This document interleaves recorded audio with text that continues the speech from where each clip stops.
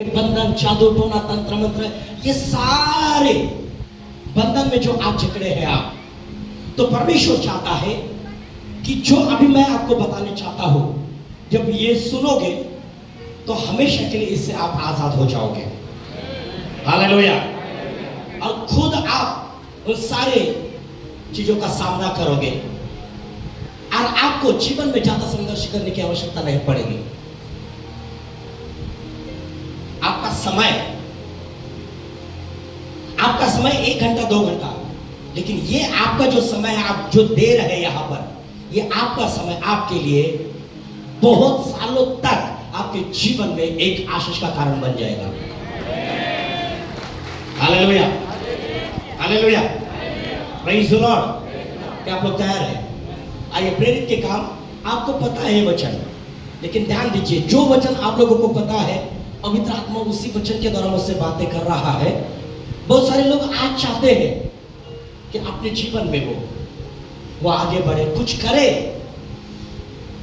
ये वचन कई बार आपने सुना है, इस वचन को कई बार प्रचार किया गया होगा, आपने पढ़ा भी है, लेकिन फिर से इसी वचन के अंदर जो रहस्यमय बात छुपी है, पवित्र आत्मा आपके जीवन में वो प्रकट करना चाहता है। प्रेरित के काम 1 अध्याय और 8 पद, केवल 1 अध्याय 8 पद पढ़ेंगे हम। किसी के पास हिंदी बाइबल है तो पढ़ सकते मेरे लिए, केवल 8 पद। परंतु जब पवित्र आत्मा तुम पर आएगा, जब पवित्र आत्मा तुम पर आएगा, तब तुम सामर्थ पाओगे। बस ब्रदर यहाँ पर रुको, आगे नहीं पढ़ना है 3-4 बातों को। यहाँ पर क्या लिखा है? परंतु जब पवित्र आत्मा तुम पर आएगा, तुम सामर्थ पाओगे। ध्यान दीजिए, यीशु स्वर्ग में जाने से पहले जब वो जिलाया गया, जब वो मुर्दों में से जब जिलाया गया, जब यीशु में से जब जी उठा, तो स्वर्ग में जाने से पहले उसका आखिरी शब्द यही था उसका। और ये उसके जो 120 जन वहां पर थे, उससे पहले हम देखते हैं कि वहां पर 500 लोग इकट्ठे थे, लेकिन वो बाद में 120 जन रह गए। तो स्वर्ग में जाने से पहले यीशु का आखिरी शब्द उन लोगों के लिए था जो उनको चाहिए था। ध्यान दीजिए, यहां पर यीशु जैसे मरे हुए में से जब जी उठा, तो 40 दिन वो अपने लोगों के साथ था, लोगों के बीच में आता था, जाता था, हमेशा वो उनसे बातें करते थे परमेश्वर के राज्य के विषय में। लेकिन जब यीशु का समय आ गया स्वर्ग में जाने का, तो जाने से पहले यीशु ने ये आखिरी शब्द बोला। इसके आगे यीशु का शब्द नहीं है, ये आखिरी शब्द है। ध्यान दीजिए, ये आखिरी शब्द है जो यीशु ने बोला, और उसके बाद यीशु जो है ना स्वर्ग में उठाया गया। तो आखिरी शब्द क्या है? जब पवित्र आत्मा तुम पर आएगा, तुम सामर्थ्य पाओगे। क्यों यीशु ने ऐसे कहा? ध्यान दीजिए, पवित्र आत्मा जब आता है किसी के अंदर, यदि आपके अंदर पवित्र आत्मा है, तो ऑलरेडी आपके अंदर सामर्थ्य है, क्योंकि पवित्र आत्मा जब आता है वो सामर्थ्य को लेकर आपके जीवन में आता है। तो वहां पर यीशु ने कहा, जब पवित्र आत्मा तुम पर आएगा, तुम सामर्थ्य पाओगे। मराठी मध्ये लिहिलेला आहे, परंतु पवित्र आत्मा तुम्हावर येईल तेव्हा तुम्हाला सामर्थ्य प्राप्त होईल, पाओगे। आता यहां पर जो शब्द लिखा है सामर्थ्य पाओगे, हमारे लिए बोला उसने। तो ध्यान दीजिए, यहां पर ये जो शब्द को उसने बोला गया,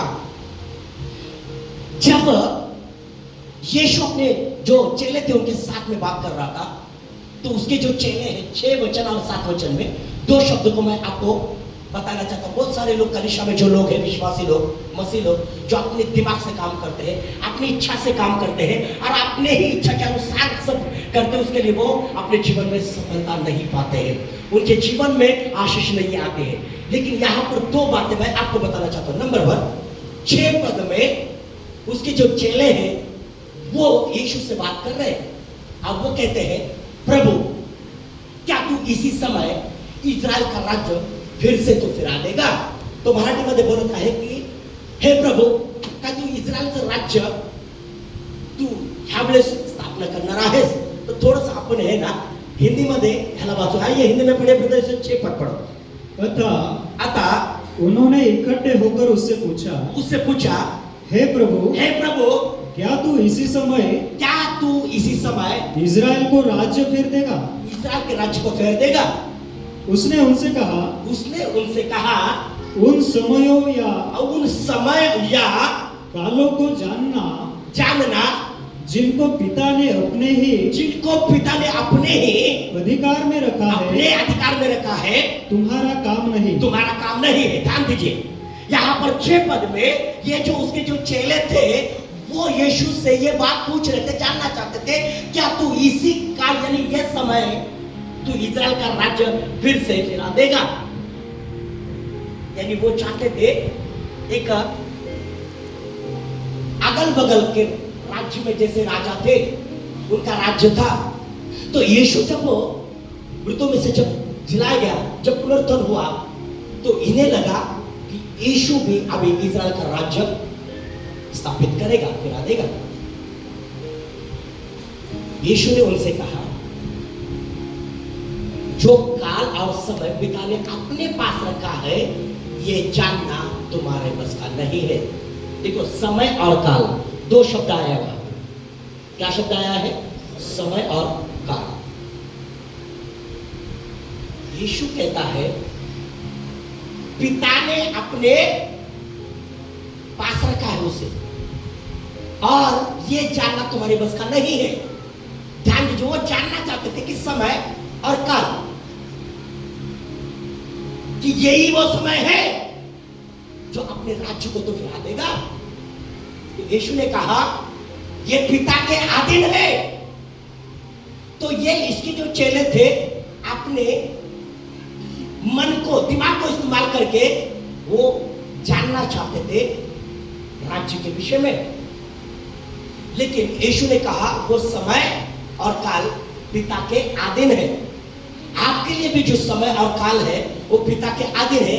जब वो प्रकट होगा दुनिया की कोई शक्ति उसे रोक नहीं पाएगी. हालेलुया.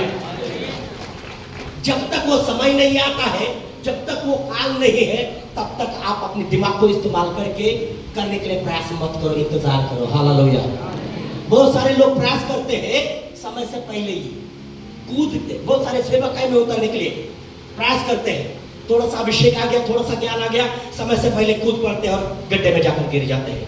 बहुत सारे लोग ऐसे हैं जो परमेश्वर का आत्मा उन्हें अगुवाई नहीं करता है, बिजनेस के लिए वो जाकर नाम लेते हैं और बिजनेस शुरू करते हैं. बहुत सारे लोग परमेश्वर का आत्मा अगुवाई नहीं करता है, घर बांधने के लिए जाकर घर बांधना शुरू करते हैं, आधा ही घर होकर और रुक जाता है. बहुत सारे लोग क्या करते हैं, उनकी परमेश्वर की इच्छा नहीं होती, वो समय नहीं होता शादी के लिए, वो बस अपने बाहरी रूप से वो लड़की को पसंद कर लेते हैं और शादी तय कर लेते हैं, शादी कर लेते हैं. बाद में प्रॉब्लम होना शुरू हो जाते हैं. लेकिन जो समय, ये जो इसके जो चेले थे ये समय को जानना चाहते थे, ये काल को जानना चाहते थे. लेकिन यीशु ने कहा ये पिता के अधीन है और ये जानना तुम्हारा बस का नहीं है. केवल तुम्हें क्या करना है. हालेलुया. हालेलुया. परमेश्वर का समय जब आएगा, परमेश्वर का जब समय आएगा, वो समय हमारे लिए बहुत अद्भुत होगा. और वो समय जब आएगा आपको पता नहीं चलेगा कि 10 साल, 15 साल, 20 साल या 3 साल आपके साथ जो हुआ है, जो बीत गया है, उसमें क्या हुआ है, ये आपको पता नहीं चलेगा. लेकिन जो समय आया है उसमें आप पूरी रीति से 100% आनंद करोगे. आप वो आनंद अंदर आ जाएगा. हालेलुया. ध्यान दीजिए, यहां पर यीशु कहता है जो समय और पिता ने अपने अधिकार में रखा है ये जानना तुम्हारे बस का नहीं है. पढ़ो 7 पद. उसने उनसे कहा, ध्यान दीजिए, उन समय या कालों को जानना जिनको पिता ने अपने ही अधिकार में रखा है, तुम्हारा काम नहीं. ध्यान दीजिए, ये लोग परमेश्वर के समय को और कालों को जानना चाहते थे. लेकिन यीशु उनसे कहता है ये पिता ने अपने अधिकार में रखा है और ये जानना तुम्हारे उसका नहीं है, तुम्हारा काम नहीं है. लेकिन आज हम कैसे पिता की जो है ना इच्छा को जानेंगे, कैसे उस समय को और काल को जानेंगे? लेकिन यीशु ने एक बात कहा, यानी पिता ने वो अपने पास रखा है, तो तुम समय का इंतजार मत करो, तुम कालों का इंतजार मत करो। लेकिन वो 8 पद में तुरंत कहता है, जब पवित्र आत्मा आएगा तुम सामर्थ्य प्राप्त करो। हालेलुया। ये बात वो कहता है समय और काल, तो आगे वो कहता है पवित्र आत्मा आएगा तुम सामर्थ्य प्राप्त करोगे। इसका मतलब क्या हुआ? पवित्र आत्मा जब आएगा तो पवित्र आत्मा कुरिन्थियों, पहला कुरिन्थियों 2 अध्याय और 10 पद के वचन के आधारित जो पौलुस ने कुरिन्थियों की कलीसिया को कहा कि पिता ने वो आत्मा के द्वारा हम पर प्रकट किया है। पवित्र आत्मा जब आता है तो आपके लिए जो परमेश्वर का समय है और जो काल है वो पवित्र आत्मा उस समय में प्रकट करना शुरू करता है, उसके पहले नहीं है। उसके लिए समय को यदि आपको जानना है, आपके जीवन में क्या होने वाला है, क्या होगा, आपके परिवार के विषय में, आपके व्यवसाय के विषय में, जो कुछ आप जानना चाहते हो, आप अपने दिमाग को इस्तेमाल मत करो, आप अपनी इच्छा के अनुसार मत करो। नंबर 1 वहां पर कहता है समय और काल। आप कितने समय से संघर्ष कर रहे हैं? आप कितने दिन से जो है इंतजार कर रहे हैं, कब आएगा मेरा समय?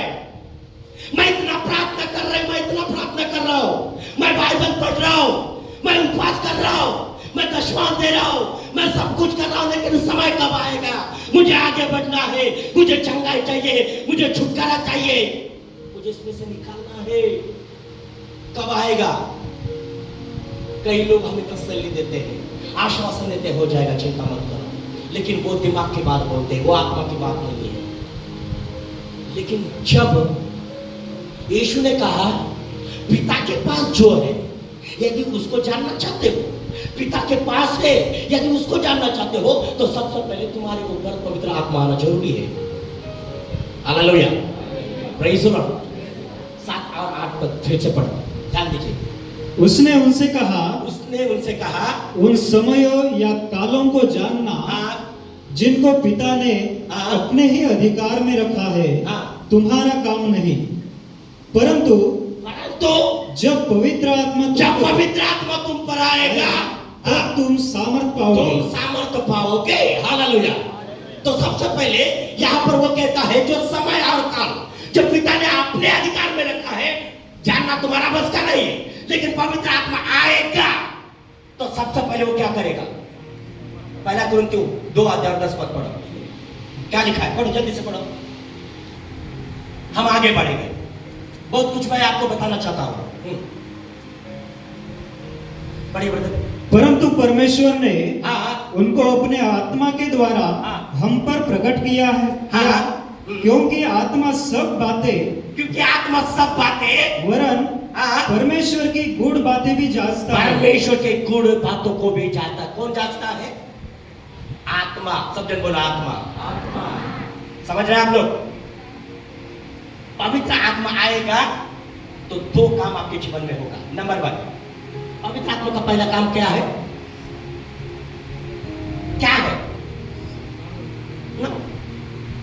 सामर्थ्य वो देगा, आपके अंदर पवित्र आत्मा सामर्थ्य तो देगा वो, लेकिन पहली जो बात है यहां पर क्या लिखा है? पढ़ो ब्रदर। परंतु परमेश्वर ने उनको अपने आत्मा के द्वारा हम पर प्रकट किया है, क्योंकि आत्मा सब बातें वरन परमेश्वर की गूढ़ बातें भी जांचता है। क्या करता है आत्मा? परमेश्वर के सारे गूढ़ बातों को जांचता है। और 11-12 में पढ़ोगे, यहाँ पर 2 आत्मा, एक मानवीय आत्मा है, एक संसार की आत्मा है, ठीक है, और बीच में परमेश्वर की आत्मा के विषय में बताया गया है। और वो कहता है परमेश्वर